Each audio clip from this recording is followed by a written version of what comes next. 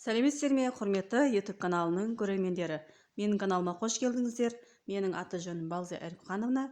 Бүгін сіздерге айран мен сүттен қалай блинчик жасалу жолын көрсететін боламын. Менің рецепттерім ұнаса, каналыма тіркеліп, өз пікірлеріңізді жаза кетіңіздер. Алдымен бос ыдысымызға 3 жұмыртқамызды, қантымызды салып, миксермен араластырып аламыз.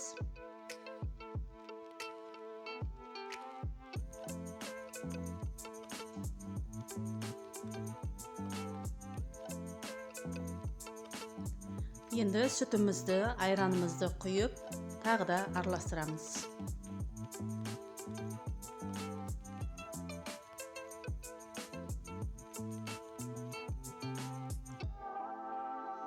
Одан соң ұнымызға разрыхлитель қосып, менде ас содасы болмай қалды, сондықтан разрыхлитель қостым. Міне, где-то 300 грамм ұнға 1 қасықтай разрыхлитель қосып, тағы да миксермен араластырып аламыз.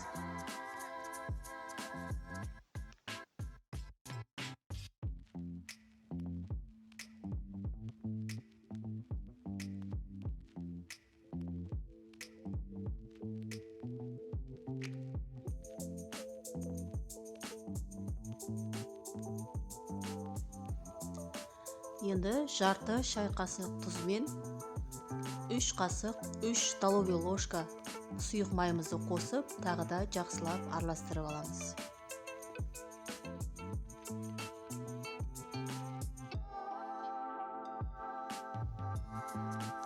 Енді жарты кесе қайнаған су қосып, тағы да араластырамыз.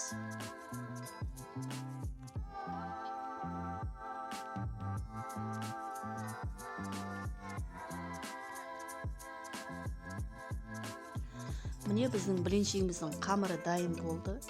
Енді газымызға орташа отты жағып, сковородкамызды қойып, кішкене сары маймен майлап аламыз да, осылай бірінен соң бірін пісіріп аламыз. Блинчигіміз пісу барысында осылай тесік-тесік болып, әдемі болып шығу керек. Міне қараңыздаршы, біздің блинчигіміз қандай әдемі күшті болып пісіп жатыр, тесік-тесік әдемі. Екі жағында қызартып пісіріп алу керек. Газды қатты отқа қойға болмайды, орташа отта қоямыз.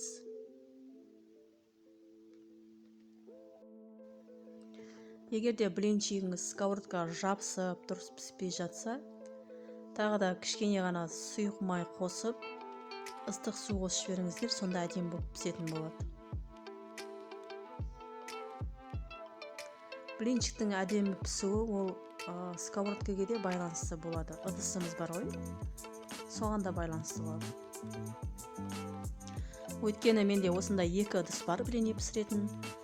Мынау қазіргі пісіріп жатқан ыдысыма жақсы піседі, жабыспай. Ал екіншісіне жабысып дұрыс піспейді. Сондықтан мен айтып жатырмын.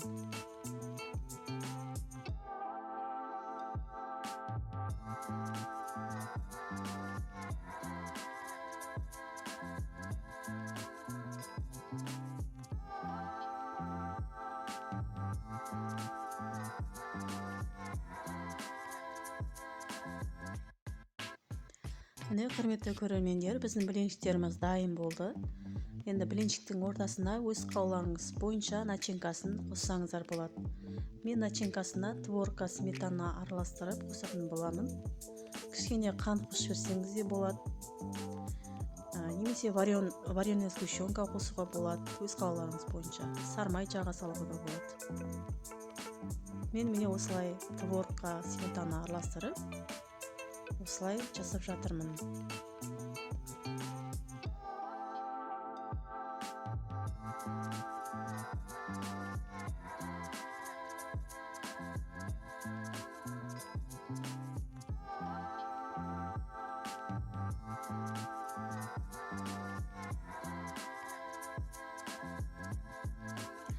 Міне осымен біздің айран мен сүт қосылып жасалынған блинчиктеріміз дайын болды. Сіздер де үйлеріңізде жасап көріңіздер. Видеом ұнаса лайк басып, комментарий қалдырып кетіңіздер. Келесі видеоларға кездескенше сау болыңыздар.